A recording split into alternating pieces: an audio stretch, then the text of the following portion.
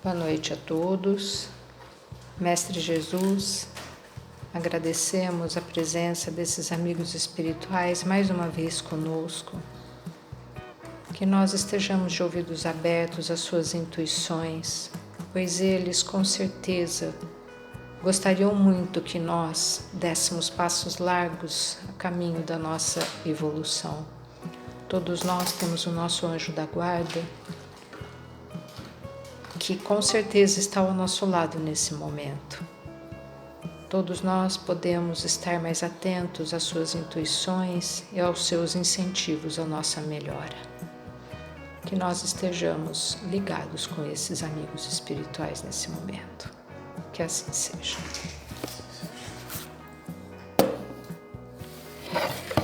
Do capítulo 4, ninguém pode ver o reino de Deus se não nascer de novo, necessidade da encarnação. A encarnação é uma punição e apenas os espíritos culpados estão sujeitos a ela. É necessária a passagem dos espíritos pela vida corporal para que possam cumprir, com o auxílio de uma ação material, os desígnios cuja execução Deus lhes confia. É também necessária por eles mesmos, porque a atividade que são obrigados a desempenhar ajuda no desenvolvimento da inteligência. Deus, sendo soberanamente justo, deve agir igualmente com todos os seus filhos. Por isso dá a todos um mesmo ponto de partida, a mesma aptidão, as mesmas obrigações a cumprir e a mesma liberdade de agir. Todo privilégio seria uma preferência, e toda preferência uma injustiça. Mas a encarnação não é para todos os espíritos senão um estado transitório. É uma tarefa que Deus lhes impõe em sua entrada na vida como primeira prova do uso que farão de seu livre-arbítrio. Aqueles que cumprem essa tarefa com zelo transpõem rápido e menos penosamente os primeiros graus de iniciação e gozam mais cedo do fruto de seus trabalhos. Aqueles, ao contrário, que fazem um mau uso da liberdade que Deus lhes concede, retardam seu progresso. Por sua obstinação, podem prolongar indefinidamente a necessidade de se reencarnar. E é aí que a encarnação torna-se um castigo. Nota: uma comparação vulgar fará que melhor se compreenda essa diferença. O estudante só chega aos graus da ciência depois de ter percorrido a série de classes que a ela conduz. Essas classes, seja qual for o trabalho que exigem, são um meio de se chegar ao fim e não uma punição. O estudante laborioso abrevia o caminho e nele encontra menos espinhos. Outra coisa ocorre àquele cuja negligência e preguiça obrigam a repetir certas classes. Não é o trabalho da classe que é uma punição, mas a obrigação de recomeçar o mesmo trabalho. Assim ocorre ao homem na terra. Para o espírito do selvagem, que está quase no princípio da vida espiritual, a encarnação é um meio de desenvolver sua inteligência.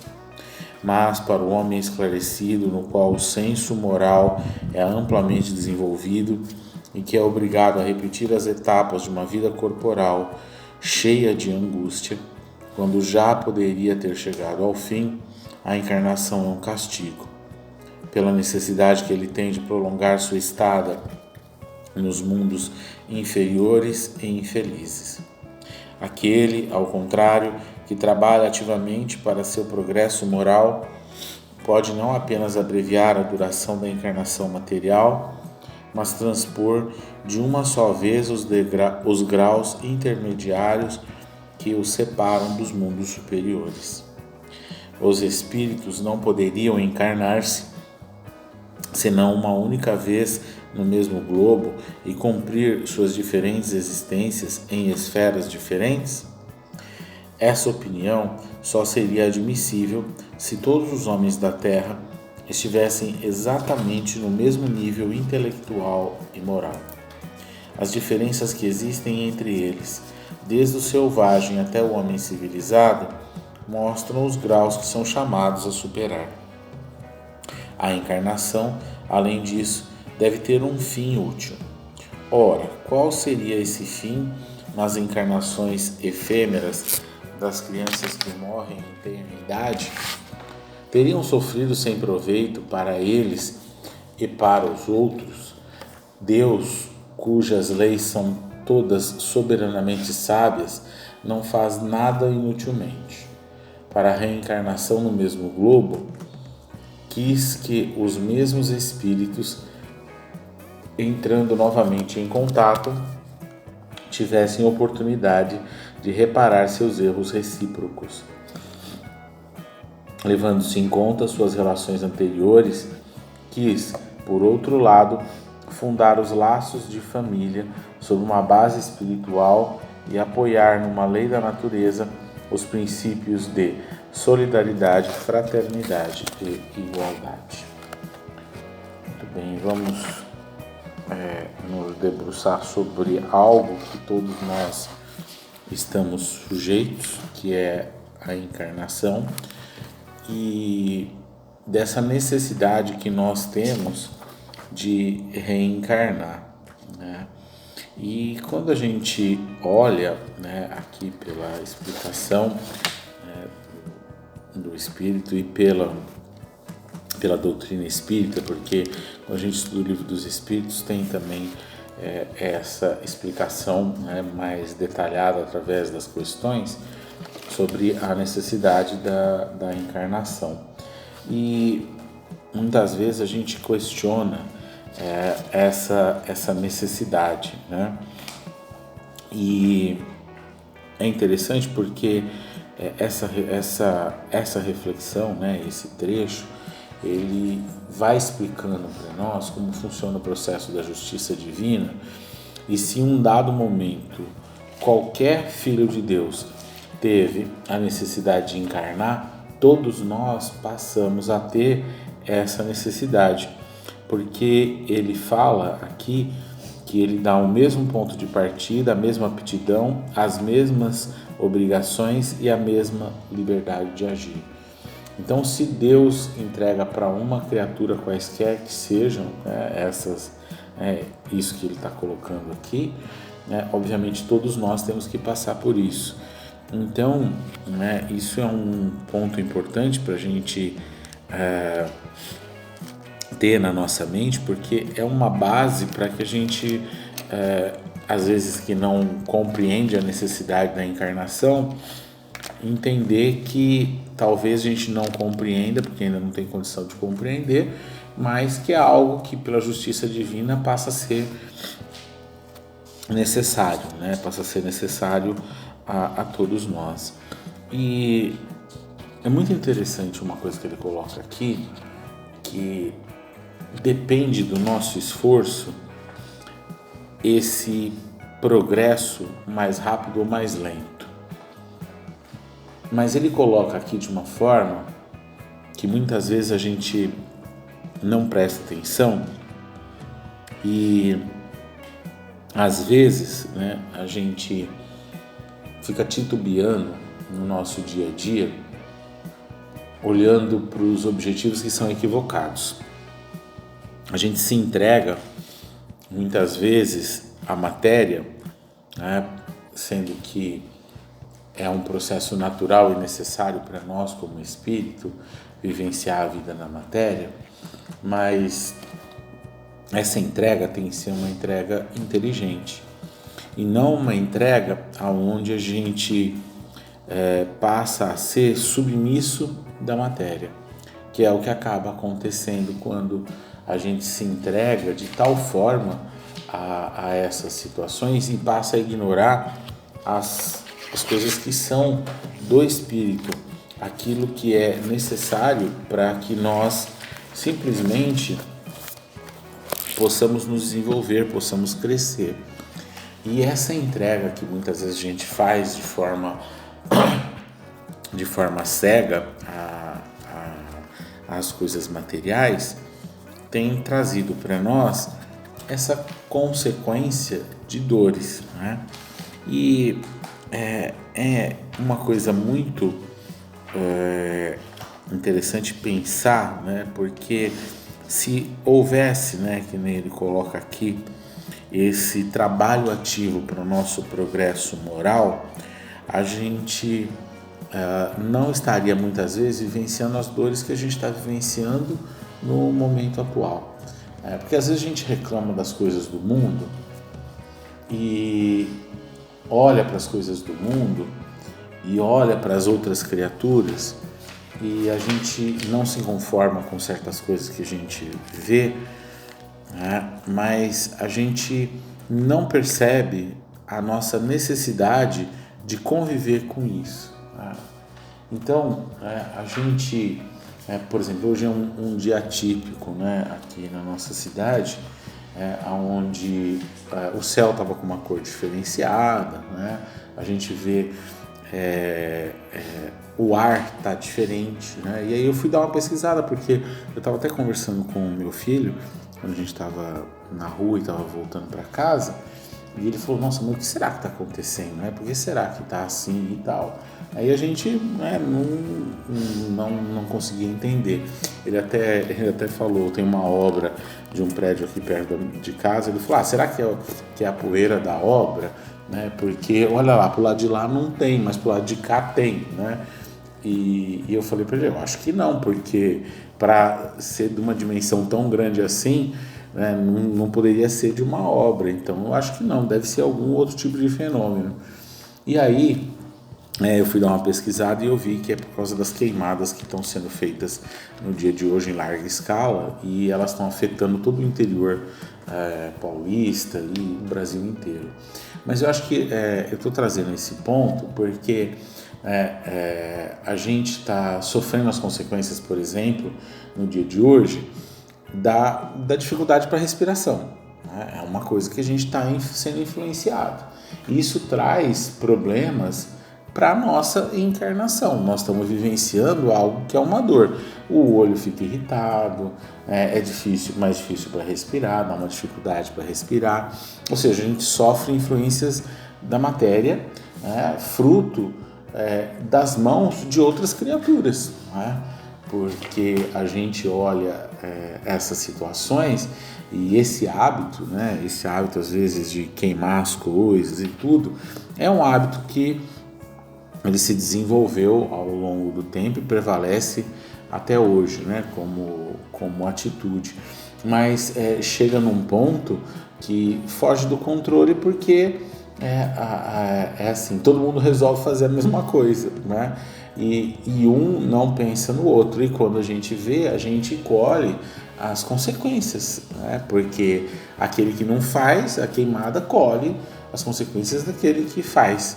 E aquele que às vezes não faz, né, faz a queimada, mas não faz outra coisa, ele vai colher, né, as consequências daquele que faz essa outra coisa. Então, às vezes a gente não percebe que essa presença do mal nas nossas atitudes, essa presença das atitudes equivocadas, essa ausência de agir no bem, traz consequências que começam da própria carne e obviamente atingem o espírito, porque uma situação, por exemplo, né, a gente tem dificuldade para respiração, aí aumenta a temperatura ambiente, né, o ambiente ele fica mais quente, então aí a gente começa a ter um desconforto, isso dispara a irritabilidade. Quando a gente vê, a gente às vezes está descontando no coitadinho do cachorro porque a gente está irritado com uma situação que a gente vivencia, mas isso vai de encontro ao que ele está colocando aqui, que que para o homem esclarecido, no qual o senso moral é amplamente desenvolvido e que é obrigado a repetir as etapas de uma vida corporal cheia de angústia, quando já poderia ter chegado ao fim, a encarnação é um castigo. Então, é um castigo para nós. É uma punição de Deus? Não é uma punição divina. Somos nós que estamos sofrendo as consequências das nossas atitudes. Porque se a gente vive num mundo onde existe todo esse conjunto mental em desequilíbrio que traz essas consequências, não é uma punição de Deus, é uma oportunidade que Deus está trazendo para nós, para que a gente possa ver as consequências dos nossos atos. Não só dos nossos atos equivocados, como também a ausência de nós nos desenvolvermos. Porque também é um ato da nossa parte quando a gente não busca o progresso, não busca o desenvolvimento.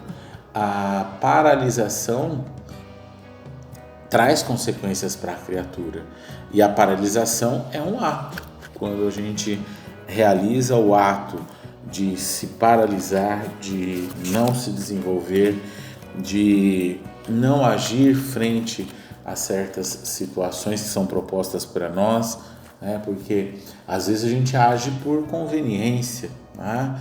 A gente age de acordo com os nossos interesses, né? Então eu fico observando o mundo e fico vendo que às vezes a gente vê tantas coisas, mas a gente não tem atitudes efetivas para modificação.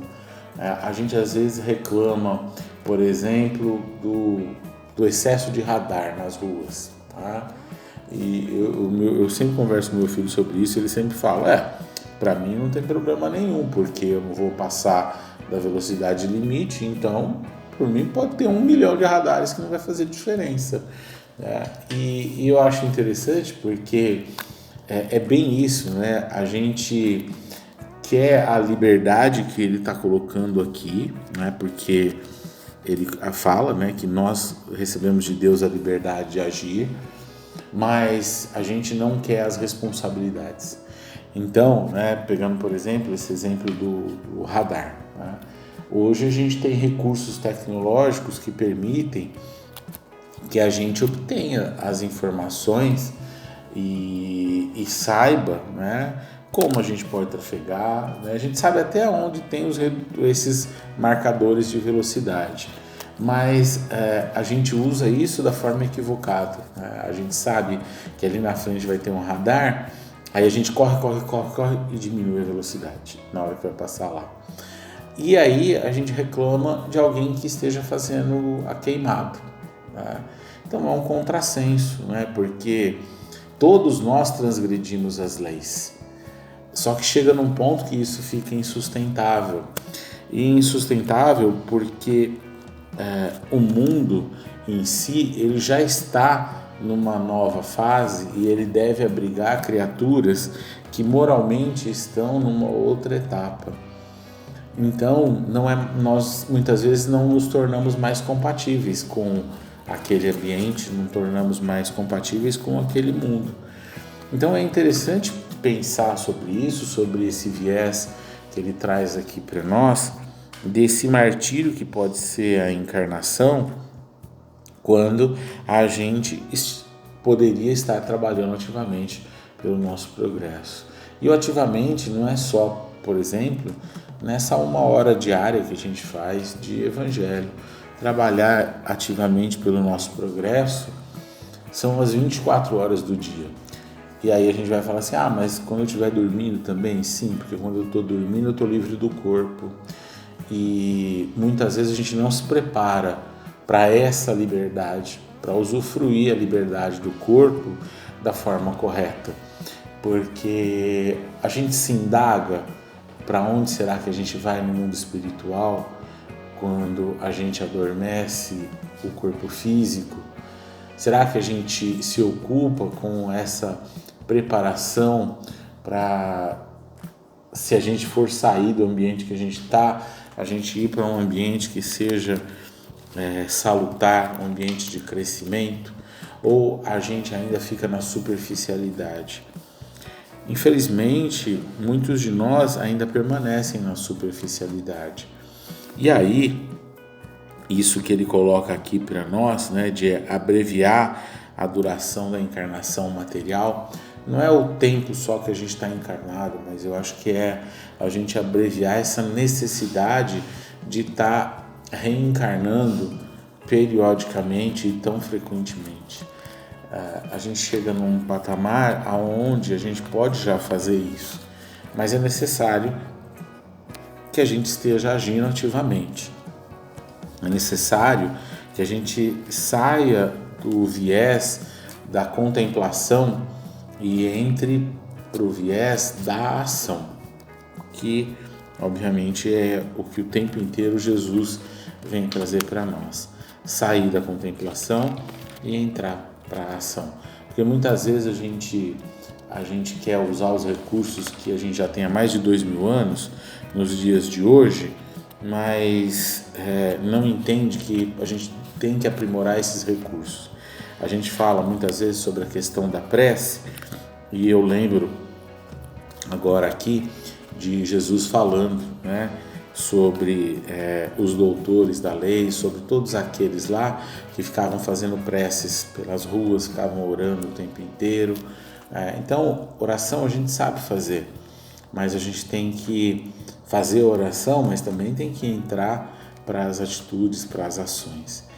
E o Evangelho ele convida a fazer a ação de transformação, e transformar durante todas as oportunidades que a gente possui. Então, talvez ainda seja tão necessário a gente encarnar para que a gente possa, uma hora, cansar de vivenciar as mesmas coisas a partir do ponto zero. Não que a gente esteja no ponto zero, né? Mas muitas vezes de uma forma muito lenta.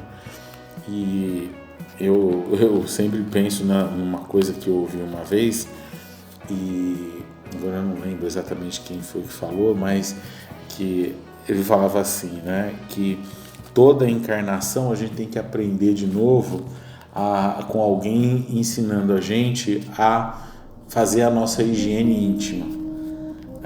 E a gente poderia já trazer um conhecimento que evitasse que a gente tivesse que aprender certas coisas que são básicas, porque você olha para um cachorro e a gente aqui tem experiência com vários animais, e a gente tem uma cachorrinha que ela foi encontrada, ela não tinha nem um mês e foi trazida para casa, e ela faz a higiene dela.